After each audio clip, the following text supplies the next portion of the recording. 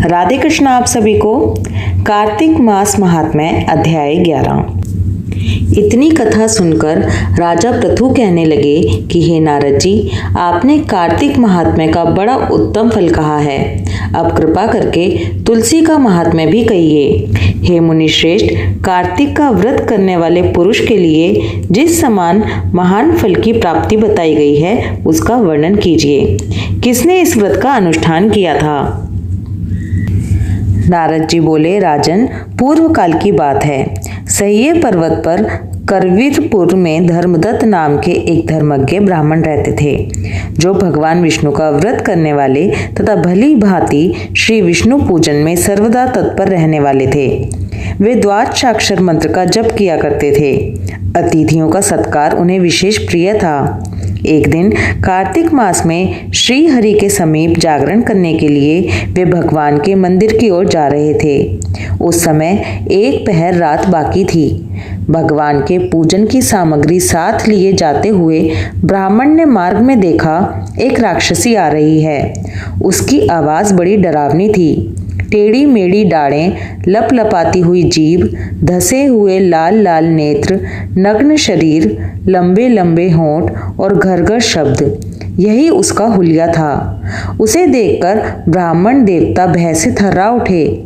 सारा शरीर कांपने लगा। उन्होंने साहस करके पूजा की सामग्री तथा जल से ही उस राक्षसी के ऊपर रोषपूर्वक प्रहार किया। हरि नाम का स्मरण करके तुलसी दल मिश्रित जल से उसको मारा था, इसलिए उसका सारा पातक नष्ट हो गया। अब उसे अपने पूर्व जन्म के कर्मों के परिणाम स्वरूप प्राप्त हुई दुर्दशा का स्मरण हो आया। उसने ब्राह्मण को दंडवत प्रणाम किया और इस प्रकार कहा, ब्राह्मण, मैं पूर्व जन्म के कर्मों के कुपरिणामवश इस दशा को पहुंची हूँ। अब कैसे मुझे उत्तम गति प्राप्त होगी? राक्षसी को अपने आगे प्रणाम करते तथा पूर्व जन्म के किए हुए कर्मों का वर्णन करते देख ब्राह्मण को बड़ा विस्मय हुआ।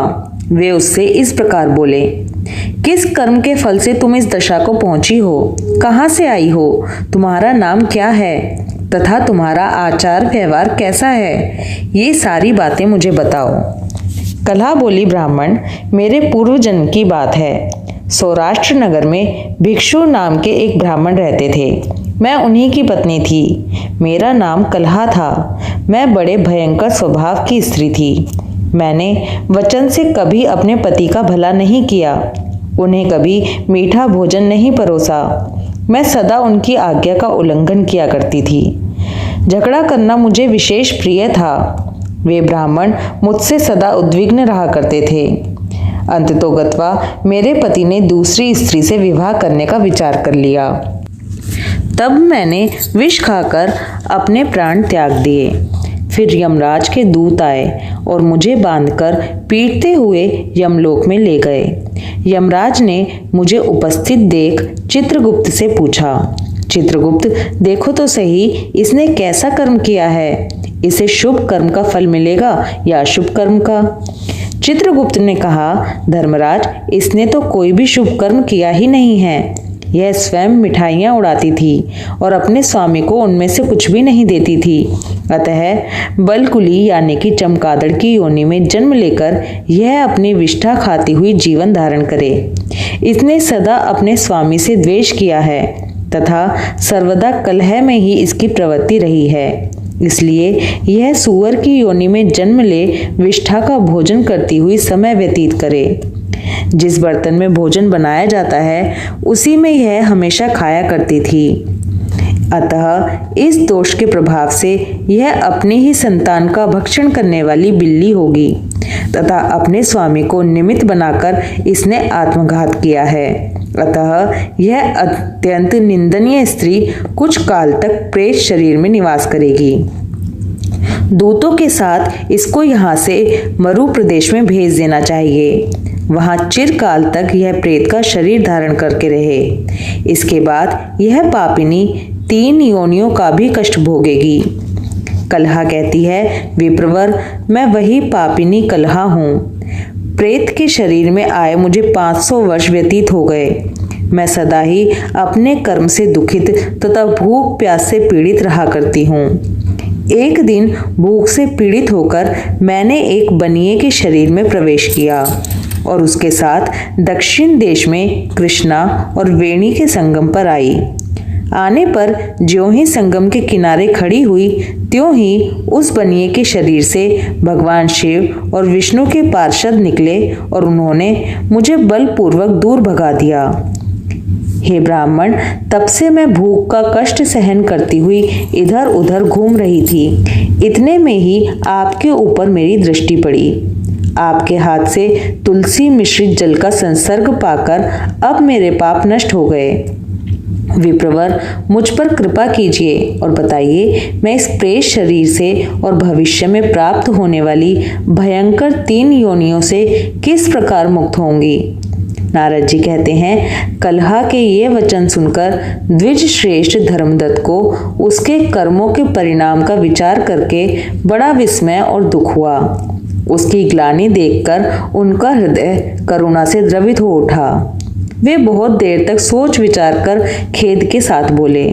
धर्मदत्त ने कहा, तीर्थ, दान और व्रत आदि शुभ साधनों के द्वारा पाप नष्ट होते हैं, किंतु तुम इस समय प्रेत के शरीर में स्थित हो, अतः उन शुभ कर्मों में तुम्हारा अधिकार नहीं है।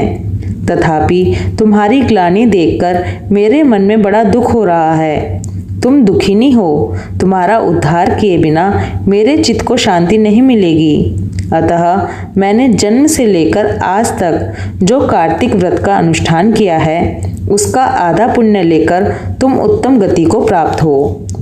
इस प्रकार कहकर धर्मदत्त ने द्वादशाक्षर मंत्र का श्रवण कराते हुए तुलसी मिश्रित जल से जैसे ही उसका अभिषेक किया, वैसे ही वह प्रेत शरीर से मुक्त होकर दिव्य रूप धारिणी देवी हो गई। धधकती हुई आग की ज्वाला के समान तेजस्विनी दिखाई देने लगी। लावण्य से तो वह ऐसी जान पड़ती थी मानो साक्षात लक्ष्मी हो।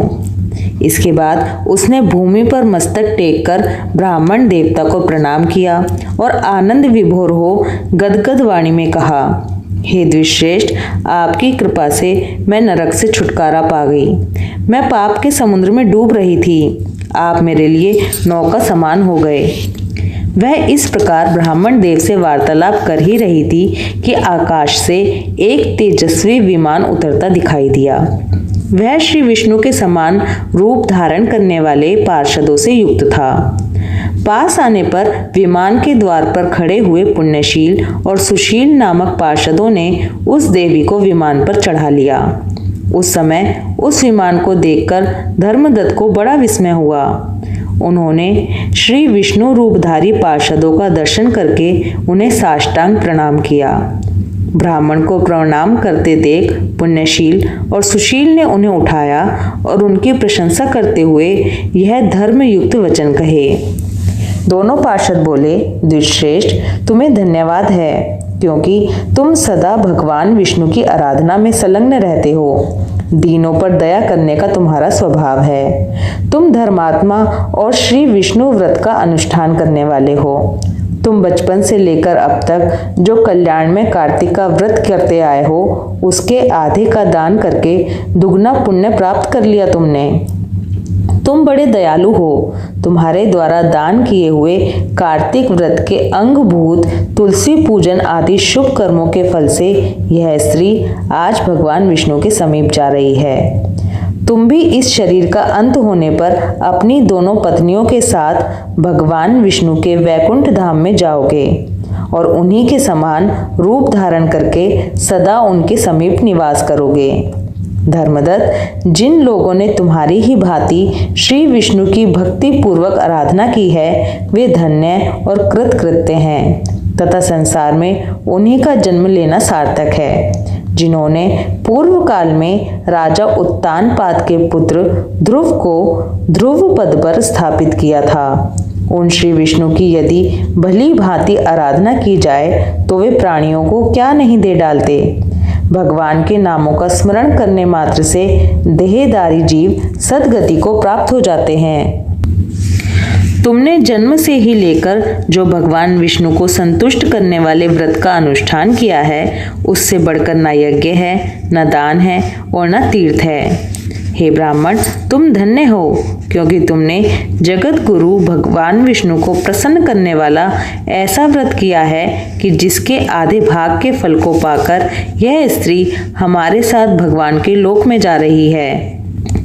पूर्व काल में जब गजराज को ग्रहाण ने पकड़ लिया था, उस समय उसने श्री हरि के नाम स्मरण से ही संकट से छुटकारा पाकर भगवान की समीपता प्राप्त की थी, और वही अब भगवान का जय नाम से प्रसिद्ध पार्षद है। तुमने भी श्री हरि की आराधना की है, अतः वे तुम्हें अपने समीप अवश्य ही स्थान देंगे। तुमने भी उन्हीं भगवान विष्णु की भक्ति सेवा की है, इसलिए 1000 वर्षों तक अपनी दोनों स्त्रियों के साथ वैकुंठ में निवास करोगे। उसके बाद जब तुम्हारा पुण्य कम हो जाएगा, तब तुम सूर्यवंश में अपनी दोनों रानियों के साथ राजा दशरथ के नाम से प्रसिद्ध होंगे, और ये कलहा तुम्हारे आधे पुण्य की भागीदार होने के नाते तुम्हारी तीसरी भार्या होगी। उस जन्म में भगवान विष्णु पुत्र के रूप में तुम्हारे पास रहेंगे और देवताओं का कार्य करेंगे। विष्णु जी को प्रसन्न करने वाले तुम्हारे कार्तिक व्रत से अधिक महत्वपूर्ण यहाँ दान, तीर्थ आदि कुछ भी नहीं है। हे दया सागर, तुम धन्य हो, क्योंकि तुमने भगवान विष्णु को प्रसन्न करने के लिए कार्तिक मास का व्रत किया है। कार्तिक मास महात्म्य अध्याय 11 समाप्त। ओम नमो भगवते वासुदेवाय। राधे कृष्णा।